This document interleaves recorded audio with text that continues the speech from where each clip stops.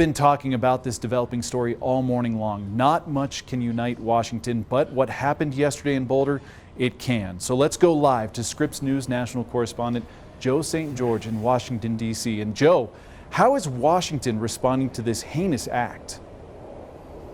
Well, there's a lot, I think, the country waking up this morning saying another incident, another attack. I mean, it was less than 2 weeks ago in which we were reporting on an incident here in Washington, D.C. after a pro-Israel gathering in which 2 Israeli embassy staffers were shot and killed.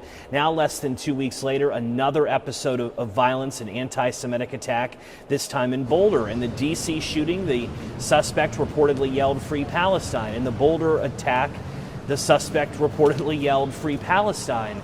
In this case, 8 injured, and of course our Southern Colorado viewers familiar with Boulder. I mean, everyone knows that Pearl Street is really, if you're not going on a hike in the Boulder area, you're going to want to be near Pearl Street on a weekend to have brunch or to have drinks with friends. Or in this case, yes, demonstrations are common. In this particular case, as we've been reporting, this demonstration was a regular occurrence to raise awareness for Israeli hostages held by Hamas. As far as Washington reaction goes, Senator Chuck Schumer, who is one of a few dozen members of Congress who was Jewish, writing, quote, "When anti-Semitism is allowed to fester, when it spreads unchecked, and when too many look the other way, history has shown us where it leads, to hatred, to violence, and to terror."